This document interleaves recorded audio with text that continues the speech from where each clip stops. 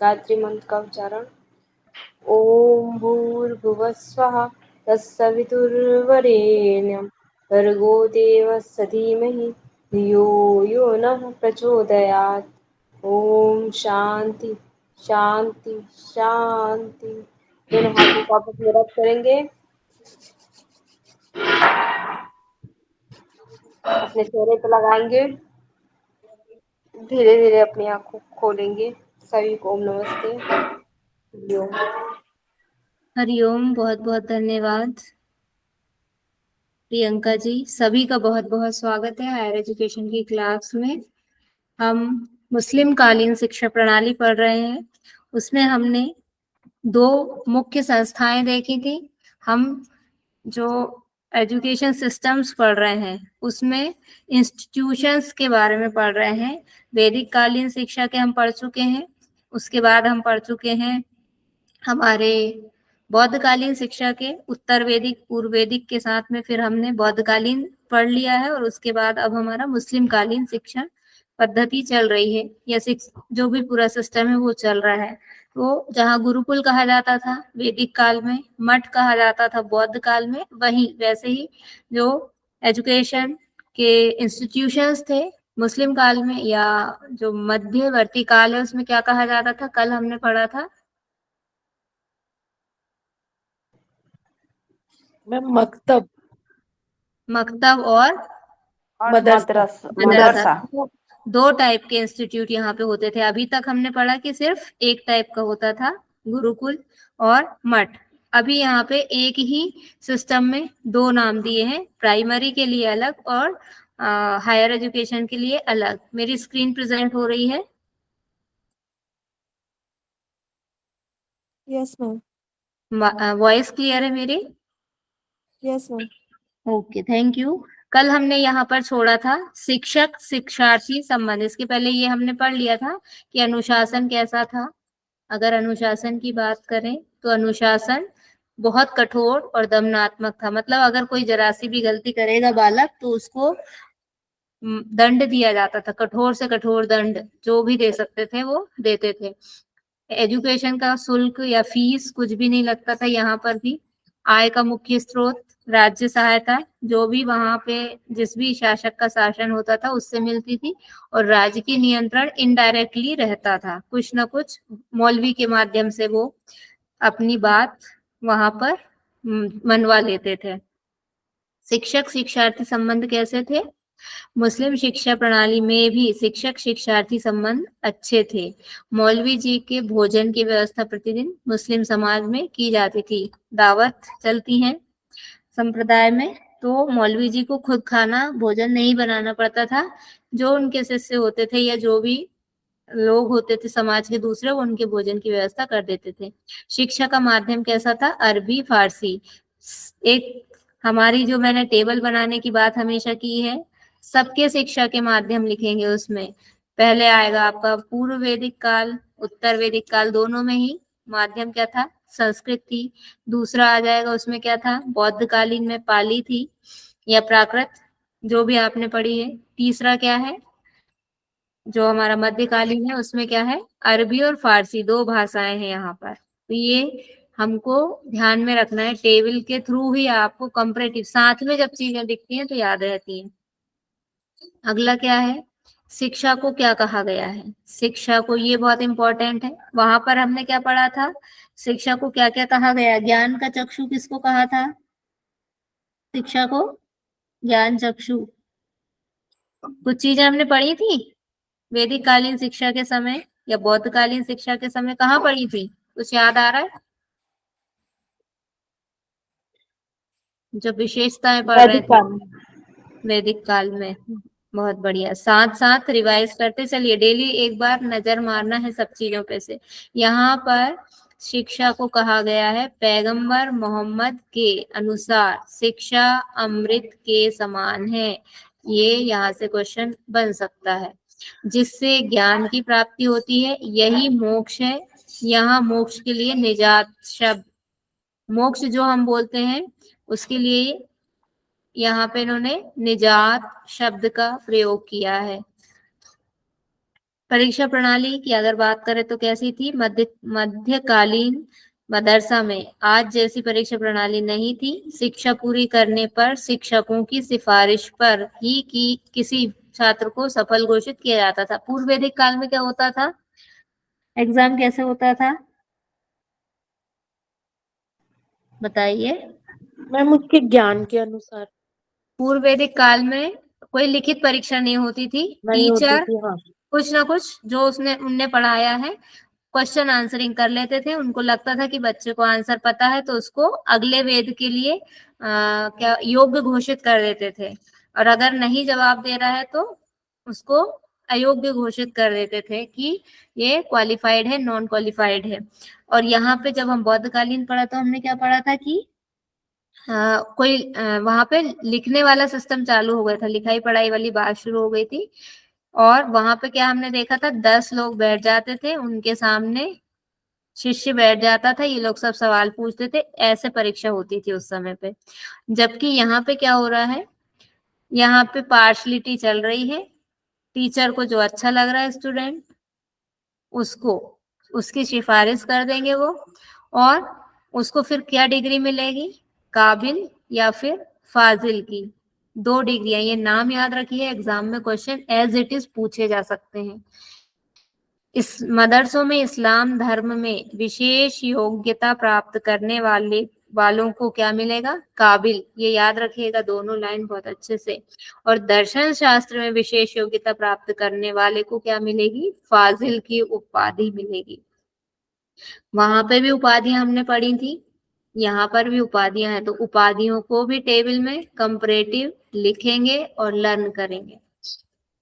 इसके बाद तत्कालीन शासन व्यवस्था में काबिल की उपाधि प्राप्त कर व्यक्ति को ही उच्च पदों पर नियुक्ति दी जाती थी। यानी कि इसको हम कह सकते हैं ये क्वालिफिकेशन है। अगर टीचिंग करना है इस व्यवस्था में तो उसके लिए कौन सी उपाधि होना चाहिए, काबिल की उपाधि होना चाहिए। काबिल की उपाधि मतलब ये वाली, आपको इस्लाम धर्म में विशेष योग्यता होनी चाहिए, ना कि दर्शन शास्त्र में है या नहीं है। अगर दर्शन शास्त्र में है तो आप उच्च पद पर आपको पोस्टिंग नहीं दी जाएगी। शिक्षा के स्तर या शैक्षिक व्यवस्था की अगर बात करें तो 2 हैं, primary education, higher education. Primary शिक्षा का पाठ्यक्रम क्या था, प्राथमिक स्तर पर शिक्षार्थी को केवल लिखना पढ़ना और शुद्ध उच्चारण के साथ थोड़ा बहुत गणित का प्रारंभिक ज्ञान दिया जाता था। बिल्कुल सेम है जैसे हम घर में माँ या पिताजी जो प्रारंभिक शिक्षा देते हैं, बच्चे के प्रथम गुरु होते हैं। छोटा बच्चा जो सीख सकता है वही यहाँ पर भी हो रहा है, बस थोड़ा सा टर्मिनोलॉजी अलग हो गई है। बच्चों को बचपन से ही कुरान शरीफ की क्या दी जाती थी, आयतें रटाई जाती थी, बचपन से ही रटाना शुरू कर देते थे। हमारे यहाँ पे भी तो हम हिंदू धर्म में भी करवाते हैं क्या, रामायण जी का पाठ करो, रामायण की चौपाई हम रटना स्टार्ट करवा देते हैं, रटाना, गायत्री मंत्र का उच्चारण, हनुमान चालीसा का उच्चारण। ऐसे ही यह एक ऐसी पुस्तक है जिसमें धर्म के संबंध में जो पैगंबर मोहम्मद ने अच्छी अच्छी बातें लिखी हैं वो सब कुरान शरीफ में है, इसलिए उनको करवाया जाता था। लेकिन कहीं ना कहीं हम देखते हैं कि उसका कुछ और ही अर्थ निकाल लेते हैं। इस्लाम के पैगंबर और मुसलमान फकीरों की जीवनियां पढ़ाई जाती थी। बच्चों के यहाँ पे दिख रहा है ना, हमने जो स्टार्टिंग में इनका ऑब्जेक्टिव देखा था कि क्यों ये शिक्षा प्रणाली है, उसके ऑब्जेक्टिव में इनका मेन ऑब्जेक्टिव था अपने धर्म का प्रचार प्रसार करना। तो हम हर जगह देख रहे हैं, यहाँ पे भी फोकस है कि अगर दर्शन का है तो उसको उच्च पद पर पोस्टिंग नहीं देंगे, और अगर इस्लाम धर्म का उसने विशेष ज्ञान लिया है तो उसको हायर लेवल की पोस्टिंग दी जाएगी। ये भी दिख रहा है पक्षपात, सब धर्मों का इसमें बराबर वो नहीं है। और यहाँ अगर स्कूल में प्राइमरी एजुकेशन में भी बात कर रहे हैं तो बचपन से कुरान की आयतें ही रटाई जा रही हैं, इस्लाम के पैगंबर और मुसलमान फकीरों की जीवनियां पढ़ाई जा रही हैं, कोई और साहित्य नहीं पढ़ाया जा रहा है। जबकि पहले से बौद्धकालीन और वैदिक कालीन साहित्य बहुत ज्यादा अवेलेबल है। बच्चों के नैतिक विकास के लिए उन्हें शेर दादी की प्रसिद्ध पुस्तक गुलिस्तां और बोस्तां, ये दोनों पुस्तकों के नाम लर्न कर लीजिएगा, पढ़ाई जाती थी। किसकी पुस्तक है ये भी पूछा जा सकता है। अरबी फारसी के कवियों की कविताएं पढ़ाई जाती थी। मध्यकालीन शिक्षा प्रणाली में मतलब ये उनका सिलेबस है कि क्या क्या उनको पढ़ाया जाता था, इतनी चीजें। शुद्ध उच्चारण व सुलेख का अभ्यास प्राइमरी में कराते हैं। उच्च शिक्षा का पाठ्यक्रम क्या इसमें दे रहे हैं, अरबी फारसी भाषा का ज्ञान, अरबी फारसी साहित्य, अंक गणित सिखा रहे हैं, जियोमेट्री सिखा रहे हैं, history, geography, economic, political science, ethics और ज्योतिष शास्त्र यानी एस्ट्रोलॉजी, इस्लामी कानून, यूनानी चिकित्सा और विभिन्न कला कौशलों एवं व्यवसायों की शिक्षा। ये जैसे हमने बौद्धकालीन शिक्षा में भी पढ़ा था कि 2 भागों में, वैदिक कालीन में भी पढ़ा था, अलौकिक या लौकिक शिक्षा। अलौकिक मतलब जो फिजिकल मटेरियलिस्टिक जो वर्ल्ड है उससे रिलेटेड, और अलौकिक या धार्मिक शिक्षा जो मैं कौन हूँ इस प्रश्न का उत्तर ढूंढने वाली शिक्षा हो। कुरान शरीफ, इस्लामी साहित्य, सूफी साहित्य और शरीयत की शिक्षा। केवल मुस्लिम धर्म की शिक्षा अकबर ने सभी धर्मों के, ये मतलब अलग एक्सेप्शन है कि अकबर ने सभी धर्मों के शिक्षा के लिए काम किया कि भाई सबको सारी शिक्षा मिले, सभी धर्मों का सम्मान करने की बात की। बाकी सभी ने सिर्फ इस्लाम धर्म पर फोकस किया। टीचिंग मेथड प्राइमरी लेवल पर कैसी थी? अनुकरण। अनुकरण का मतलब होता है नकल कराना। नकल कैसी? ऐसी नकल नहीं कि पर्ची लेके आप जैसा कर रहे हैं उसको देख के स्टूडेंट बच्चा वैसा ही आ रहा है, वो हो गया अनुकरण। अभ्यास। अभ्यास क्या है? बार बार प्रैक्टिस।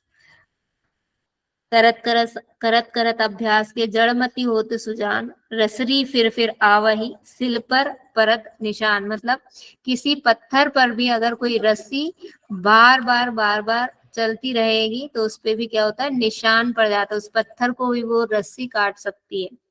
तो ये अभ्यास से होता है। स्मरण विधि यानी कि रटंत विद्या, रटवाया, जैसे हमने पढ़ा था कि आयतें रटवाई जाती थी।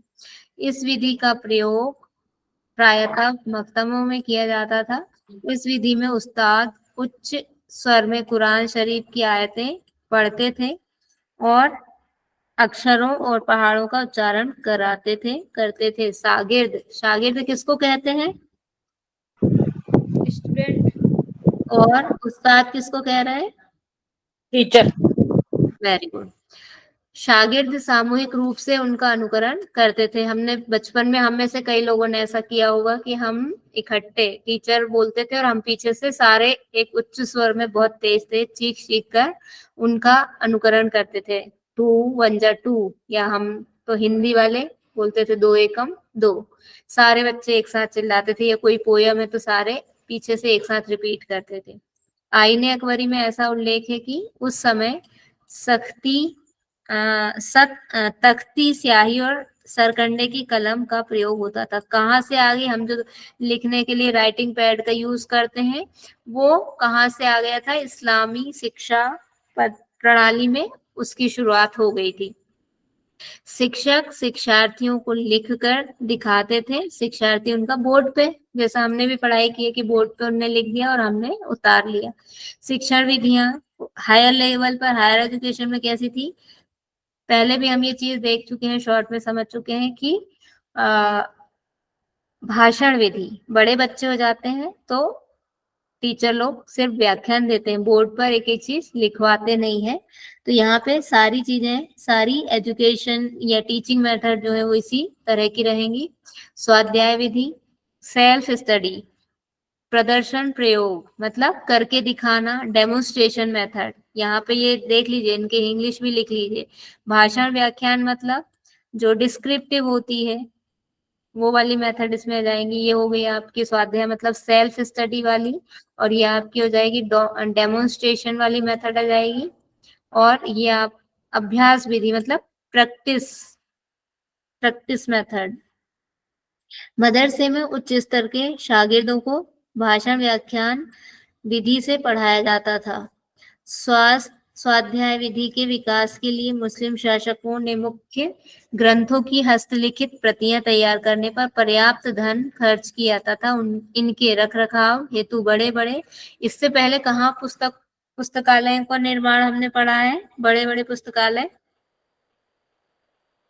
किस काल में हमने पढ़े थे कि निर्मित हुए थे? बड़े बड़े पुस्तकालयों का निर्माण हुआ?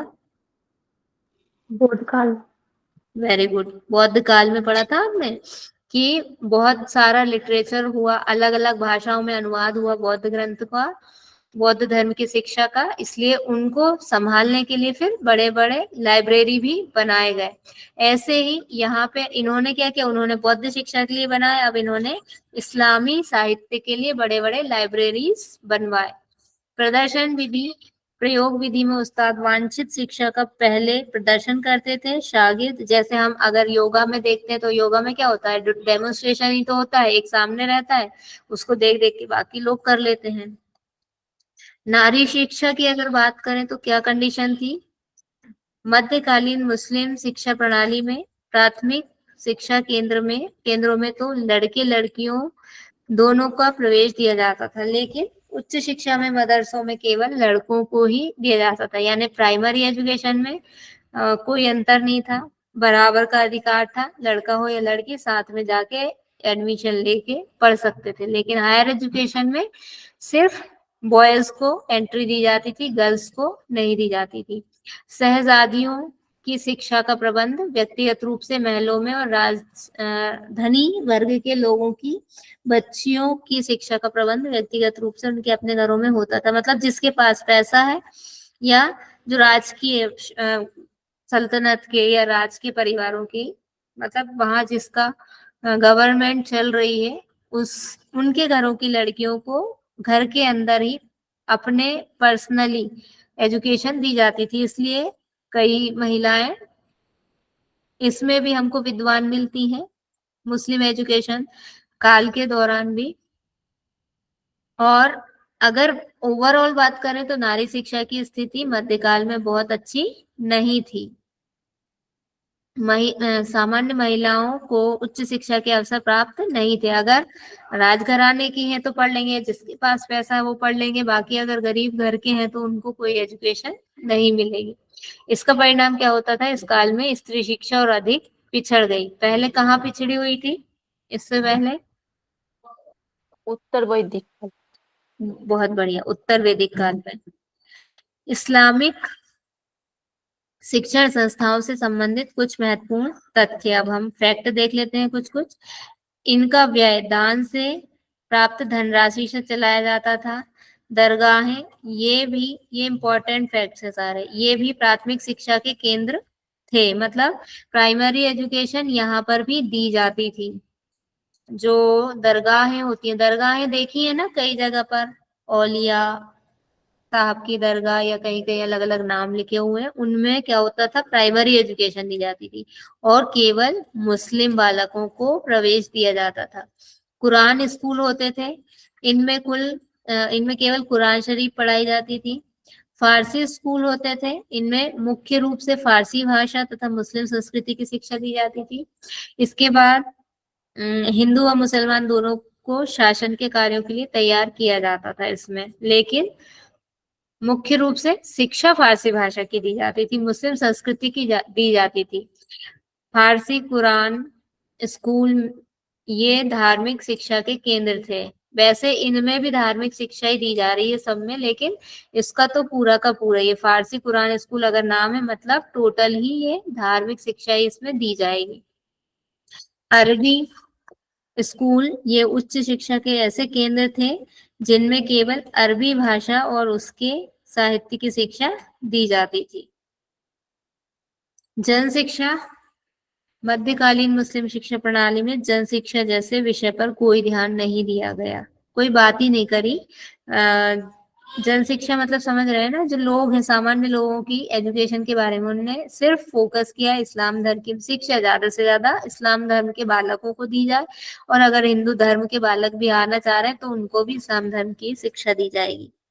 मुसलमान शासकों का मुख्य उद्देश्य अपनी सत्ता को बनाए रखने था। इस्लाम धर्म की संस्कृति का प्रचार प्रसार था। मुस्लिम शासकों द्वारा जिस जिस शिक्षा प्रणाली का विकास किया गया वह क्या कहलाती है? इस्लामिक संस्कृति से पूरी तरह प्रभावित है। साफ साफ हम देख चुके हैं पहले। समझ में आ रहा है ये सब?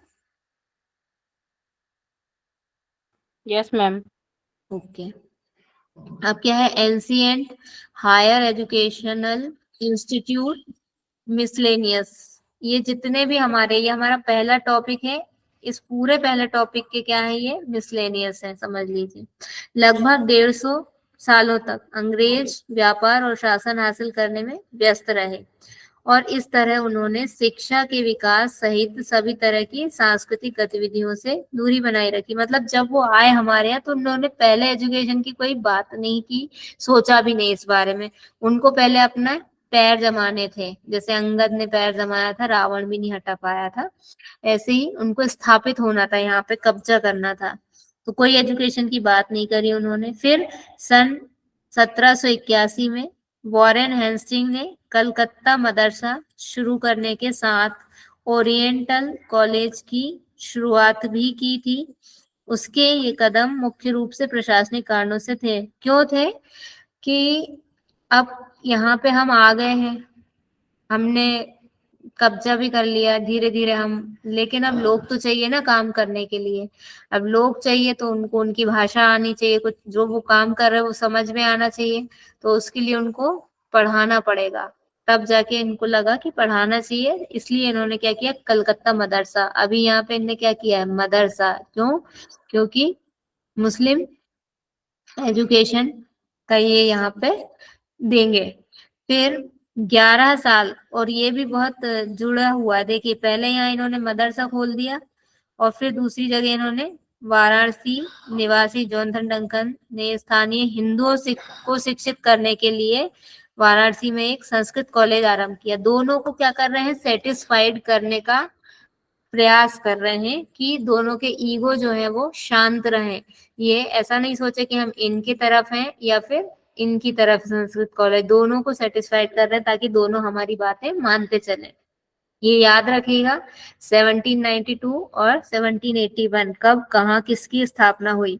उन्हीं दिनों ईसाई मिशनरियों ने प्राथमिक स्कूल खोलकर निम्न वर्गों के साथ साथ अछूत लोगों को शिक्षा मुहैया करवाकर पश्चिमी शिक्षा को लागू करने का प्रयास किया।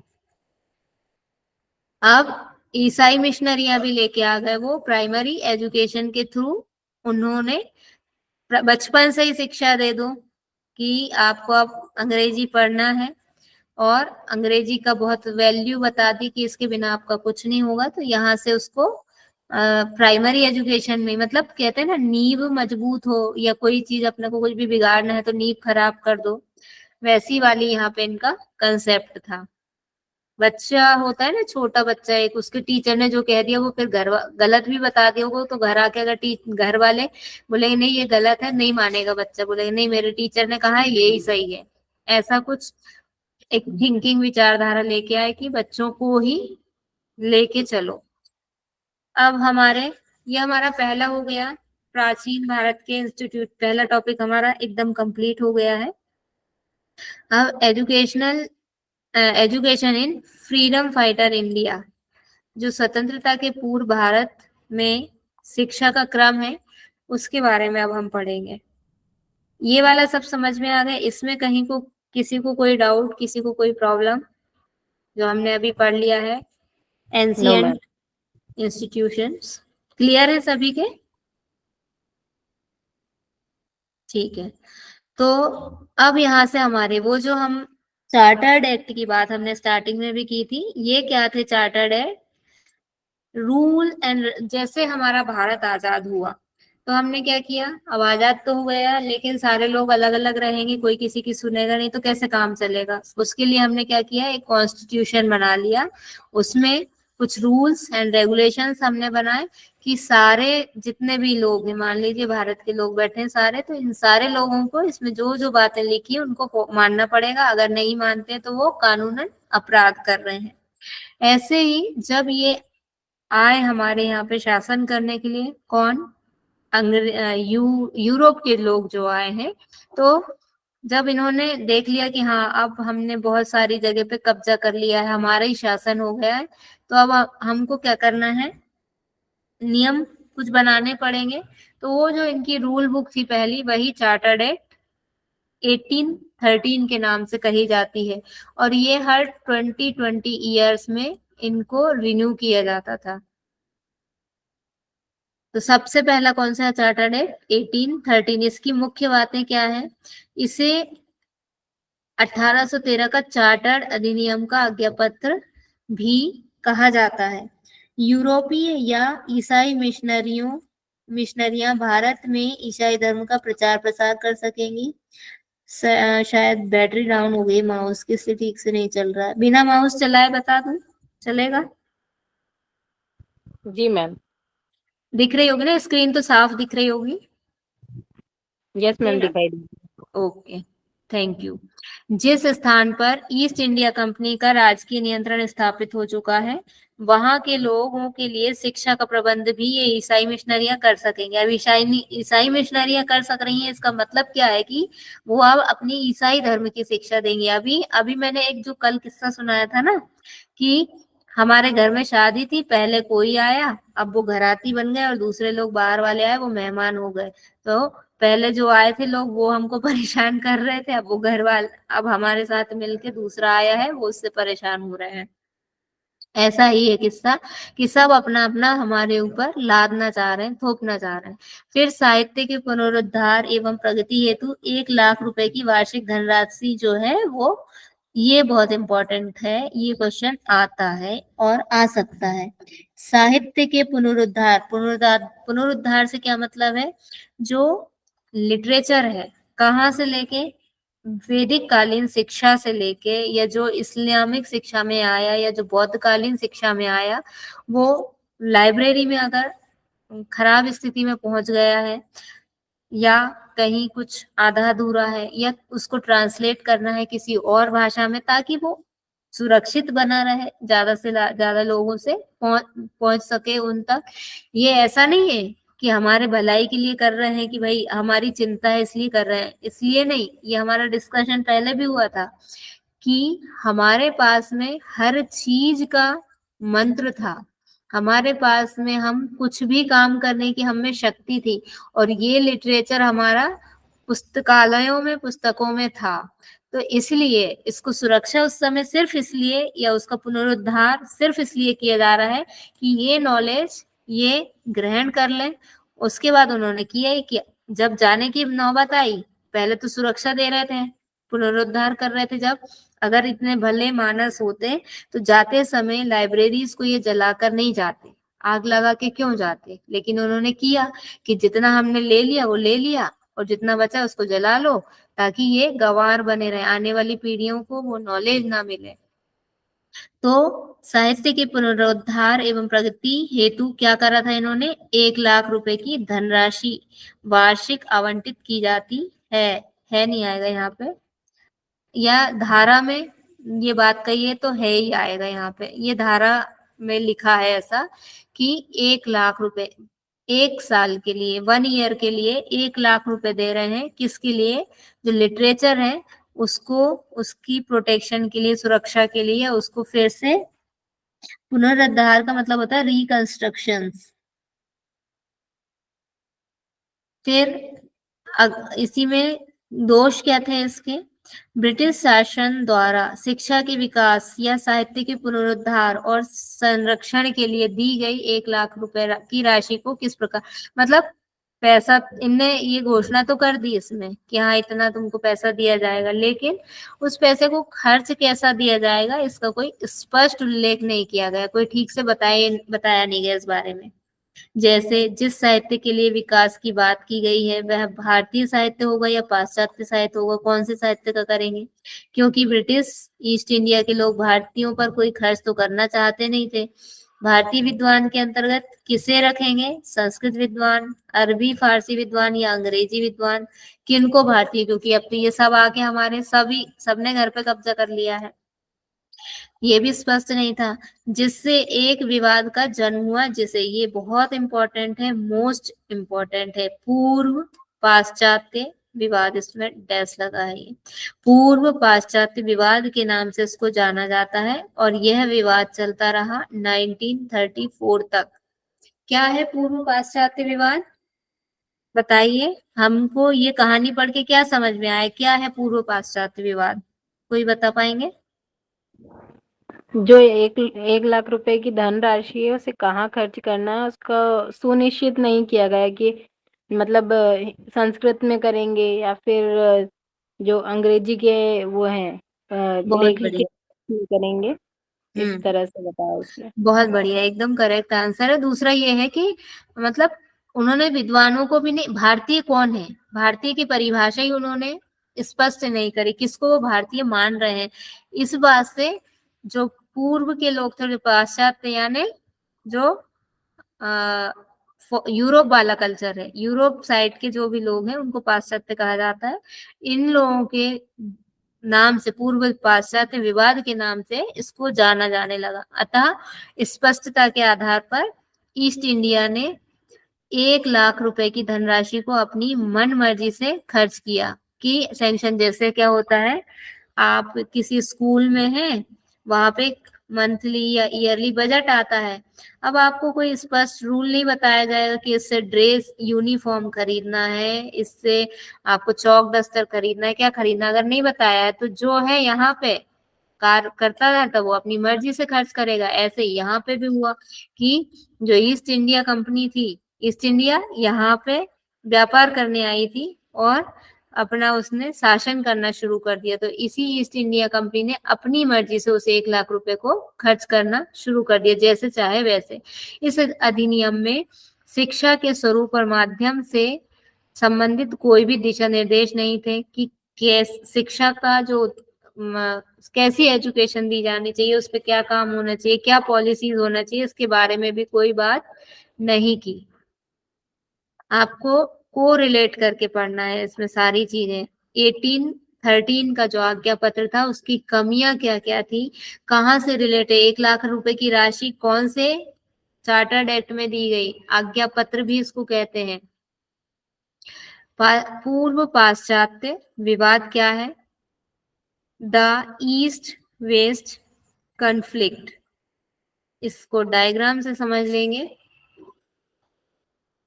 क्या था इसमें, प्राच्यवादी। आपको अगर बहुत हिंदी हिंदी लग रहा हो, समझ में नहीं आया, तो आप इन चीजों को, मतलब मैं क्षमा चाहूंगी कि मैं नहीं कर पा रही हूँ, मैं बैठ के जितना टाइम मिलता है नोट्स भेजने के लिए जरूर कर रही हूँ, लेकिन आप खुद से भी थोड़ा सा ना इसको ट्रांसलेट कर सकते हैं कि क्या इसमें बात हो रही है। प्राच्यवादी साहित्य के समर्थक और पाश्चात्यवादी साहित्य के समर्थक, दो गुट हो गए इनके जिनमें विवाद था। यहाँ पे दो थे उनमें से भी दोनों के दो हो गए। क्या था, भारतीय नागरिक पूर्व विदेशियों सहित, पूर्व विदेशियों सहित मतलब जो पहले भारत के नागरिक थे, विदेशी लोग वो भी, और ब्रिटिश नागरिक जो ब्रिटेन में है। भारत, अब इसमें कौन कौन आ गए, भारतीय नागरिक पूर्व विदेशियों सहित, इसमें भी वही आ जाएंगे, और ब्रिटिश नागरिक, दोनों में मतलब एक ही चीज के लिए दो गुट बन गए। इस प्राच्यवादी के भी दो गुट हो गए, एक ब्रिटिश लोगों का खेमा हो गया और एक भारतीय लोगों का हो गया। लेकिन ऐसे भारतीय भी आ गए जो विदेश से जिनका संबंध रहा है। फिर भारतीय संस्कृति के संरक्षण हेतु, क्यों ये बोल रहे हैं, क्यों इसका समर्थन कर रहे हैं प्राच्यवादी का, प्राच्यवादी मतलब जो ईस्टर्न कल्चर है उसका, या ईस्टर्न पद्धति का क्यों समर्थन कर रहे हैं, भारतीय संस्कृति के संरक्षण हेतु, कि अगर हम सिर्फ पाश्चात्य या वेस्टर्न कल्चर की ही एजुकेशन देंगे, हम सारी वो कौन सी मिशनरी, ईसाई मिशनरी वाले अगर हम एजुकेशन देने लगेंगे तो हमारी भारतीय संस्कृति की जो है कहीं ना कहीं समाप्ति हो जाएगी। और जो ब्रिटिश नागरिक थे वो ईस्टर्न का क्यों समर्थन कर रहे थे, भारतीय योग्य नहीं है, इनका ये कॉन्सेप्ट था कि भारतीय इस योग्य नहीं हो तो गांव गवार हैं, जादू टोने वाले हैं, उनमें इतनी अकल ही नहीं है, बुद्धि नहीं है, उनको क्या शिक्षा देना अंग्रेजी साहित्य की, उनको तो उसी में रहने दो, ये इनका कंसेप्ट था, इसलिए इसका समर्थन कर रहे थे। और भारतीय अंग्रेज ज्ञान प्राप्त कर लेंगे तो विरोध कर सकते हैं, एक दूसरा बड़ा कारण ये भी था। अब अगर इधर की बात करें तो ये लोग क्यों समर्थन कर रहे थे, ये पाश्चात्यवादी जो भारतीय लोग थे वो भी पाश्चात्यवाद का कुछ समर्थन कर रहे थे, जैसे राजा राम मोहन राय थे, उनका ये था कि पाश्चात्य ज्ञान विज्ञान को समझ सकेंगे और आधुनिक ज्ञान से जो है वो परिचित होंगे, इसलिए भारतीय नागरिक जो भारत के लोग हैं वो भी कुछ कुछ ये सोच रहे थे चलो ईसाई मिशनरी की जो है हमको एजुकेशन मिलना चाहिए। और जो ब्रिटिश नागरिक थे वो क्या कंसेप्ट के साथ कर रहे थे कि कुछ लोग मध्यस्थ, जैसा कि अभी हमने पढ़ा कि अपना काम कराने के लिए कुछ लोग मीडिएटर चाहिए हमको, तो वो इन्हीं लोगों में से हमको, क्योंकि अब हमने इतना फैला रहा तो फैला लिया है, तो उसको समेटने के लिए, उसको बिना किसी रुकावट के चलाने के लिए भी हमको क्या चाहिए, लोग चाहिए, तो इसलिए इनको ये शिक्षा देनी चाहिए। ऐसे करके ये दोनों जो ईस्टर्न वेस्टर्न कॉन्फ्लिक्ट है, ईस्ट वेस्ट कॉन्फ्लिक्ट है, वो दो तरह से ऐसे बट गए, दो गुटों में, इसमें भी दो बट गए और इसमें भी दो, सबके जो थॉट्स थे क्यों किसी का कोई समर्थन कर रहा था वो ये है, आधार क्या था, बेस क्या था किसी चीज का समर्थन करने का, सपोर्ट करने का। अब हम अगला पढ़ेंगे, भारत में आधुनिक शिक्षा की नींव, एनफ्लिस्ट रिपोर्ट 1823। ये चार्टर्ड एक्ट नहीं है, ये बीच में एक रिपोर्ट आई थी, क्या बात इसमें कही गई, भारत में उच्च शिक्षा की वर्तमान प्रणाली 1823 के माउंट स्टुअर्ट एंड फ्लिस्ट एल्फिंस्टन की रिपोर्ट से प्रारंभ होना माना जाता है। ये पॉइंट याद रखिए, भारत में हायर एजुकेशन का जो अभी एट प्रेजेंट में जो सिस्टम चल रहा है, अब तो नई एजुकेशन पॉलिसी में बहुत सारी चीजें चेंज हो गई, उसके पहले तक जो चल रहा था वो हम मान सकते हैं, वो किस पे डिपेंड था, किस पे बेस्ड था, माउंट स्टुअर्ट एल्फिंस्टन की जो रिपोर्ट थी उस पर 1823 की। इस रिपोर्ट ने अंग्रेजों, ये सारे अब जो हम पढ़ रहे हैं ना, इन सबसे क्वेश्चन बनते हैं। इस रिपोर्ट ने अंग्रेजी और यूरोपीय विज्ञान को पढ़ाने के लिए स्कूलों की स्थापना की आवश्यकता पर बल दिया। अब उनको लगा कि अगर हमको जो भी इनने लाए हैं, हम जो एजुकेशन सिस्टम देख रहे हैं अभी, अब जो हमने जैसे एजुकेशन सिस्टम से अपनी कंप्लीट की क्वालिफिकेशंस, उसके बारे में बात करने के लिए इन्होंने क्या कहा कि यूरोपीय, अब इनको ऐसा लगा कि हाँ अब हमको यूरोपीय स्कूलों की स्थापना करना चाहिए, यूरोपीय विज्ञान को पढ़ाने के लिए स्कूल खोलना चाहिए। अभी तक कोई ध्यान नहीं दिया था, क्योंकि अभी तक तो उनको लगता था कि हमको अपनी जड़ें जमाना है। इस रिपोर्ट में जिला परीक्षा अधिकारी की नियुक्ति, स्कूल पर्यवेक्षकों और शिक्षकों के प्रशिक्षण की अनुशंसा की गई। अनुशंसा मतलब होता है सिफारिश या रिकमेंडेशन, इसमें की गई, किसके लिए, जिला परीक्षा अधिकारी, डिस्ट्रिक्ट एग्जामिन अधिकारी को क्या बोलेंगे, ऑफिसर, उसकी यहाँ पे नियुक्ति की बात हुई। स्कूल पर्यवेक्षक, सुपरवाइजर की बात हुई। शिक्षकों के प्रशिक्षण की मतलब टीचिंग ट्रेनिंग की बात यहाँ पर हुई, किसमें, एनफ्लिंस्टन रिपोर्ट में। उच्च शिक्षा के क्षेत्र में नए घटनाक्रम को शामिल करते हुए शिक्षण कार्य निर्धारित करने हेतु 1834 में बंबई में एल्फिंस्टन संस्थान की स्थापना की गई। अगर रिपोर्ट का ईयर है तो कौन सा है, 1823, और अगर संस्थान की बात की गई, कहाँ है संस्थान, बंबई में। कब स्थापित किया गया, 1834। ठीक है, अब हमारा आता है 1833 का चार्टर एक्ट, इसको कंप्लीट कर लेते हैं। ये क्या था, 33 में आ रहा है, इससे पहले वाला कौन सा था, कब आया था, 1813 में, है ना। 20 ईयर्स हमने पढ़ा है ना कि आफ्टर 20 ईयर्स ये उसको रिन्यू करते थे, लेकर आते थे। तो क्या था इसमें, ब्रिटिश शासित क्षेत्रों में शिक्षा की व्यवस्था निश्चित तौर पर की जाएगी। कम मतलब आश्वासन दिया कि निश्चित तौर पर डेफिनेटली जो ब्रिटिश शासित क्षेत्र जहां पर इनकी गवर्नेंस है वहां पे जरूर दी जाएगी। शिक्षा के लिए 1813 के आज्ञा पत्र में आवंटित धनराशि को 1 लाख से, ये भी इम्पोर्टेंट है, 10 लाख कर दिया गया। पहले वाले का कोई स्पष्ट नहीं बताया और इसको बढ़ा के 1 से 10 लाख कर दिया। क्यों कर दिया? मनमाने ढंग से खर्च कर रहे थे उसके लिए।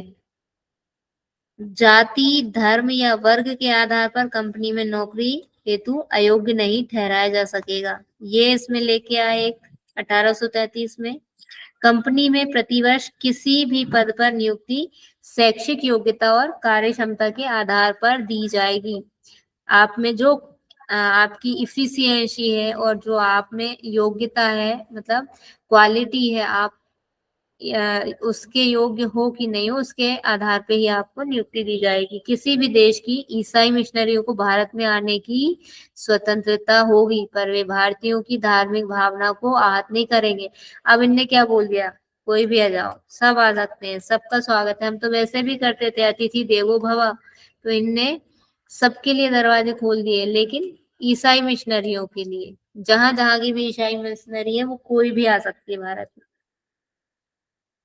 1833 में और क्या हुआ? शिक्षा नीति बनाने का आरंभ तत्कालीन गवर्नर जनरल के माध्यम से हुआ। बहुत इंपॉर्टेंट है कि शिक्षा नीति बनाने की शुरुआत कहाँ से हुई। गवर्नर जनरल कौन था उस समय? इसमें नाम दिया है? नहीं दिया है ना, होमवर्क है ये आपका। 1833 में भारत का गवर्नर जनरल कौन था, ये होमवर्क है आपका, कल करके आएंगे आप ये। भारत में ईसाई मिशनरियों की बड़ी संख्या में प्रवेश और शिक्षा के विकास में सहयोग प्रारंभ हुआ। जब एजुकेशन पॉलिसी बनी, अभी तक तो कोई बात ही नहीं हो रही थी पॉलिसी के बारे में एजुकेशन से रिलेटेड, अब जब पॉलिसी की बात हुई तो स्वाभाविक है कि इंस्टीट्यूशंस की भी बात होगी। तो तेजी से क्या हुआ? धनराशि भी 10 गुना हो जाने से इसका तीव्र डेवलपमेंट हुआ। मिशनरियों की जो भी है संख्या बढ़ गई बहुत तेजी से। भारतीयों के लिए नौकरी के द्वार खुलने से अंग्रेजी शिक्षा के प्रति उनका क्या हुआ? आकर्षण बढ़ा। उनको लगा भैया अंग्रेजी पढ़ लेंगे तो हमको नौकरी मिल जाएगी, और गरीबी का दौर था उस समय, तो सबको लालच था और लालच में सब अंग्रेजी शिक्षा को ग्रहण करने के लिए लालयित हो जाते थे। और क्या था इसमें? भारत में ईसाई धर्म के प्रचार प्रसार को बढ़ावा मिला। भारतीय पारंपरिक शिक्षण संस्थानों को विकास की प्राथमिकता से दूर रखा गया। भारतीय पारंपरिक शिक्षण संस्थान कौन से? गुरुकुल, मदरसे और मठ, ये पारंपरिक थे कहीं ना कहीं। इनको डेवलपमेंट की इनमें बात नहीं की। प्राथमिक शिक्षा प्राथमिकता से इनको दूर रखा। और अंग्रेजों के प्रति आकर्षण से वर्ग भेद प्रारंभ हुआ। वर्ग भेद मतलब वो जो हम आज देखते हैं ना, बहुत ज्यादा, उसमें बहुत ज्यादा कोई गरीब है और बहुत ज्यादा कोई अमीर है, ये वर्ग भेद। वो वाला वर्ग भेद नहीं, शूद्र क्षत्रिय वाला नहीं, यहाँ पे अमीर और गरीब वाला वर्ग भेद है। जो गरीब है वो और गरीब होता चला जा रहा है, जो अमीर है वो और अमीर होता चला जा रहा है। ये एक यहाँ पे आया। यहाँ तक सभी को समझ में आया? Yes ma'am. किसी को कोई परेशानी?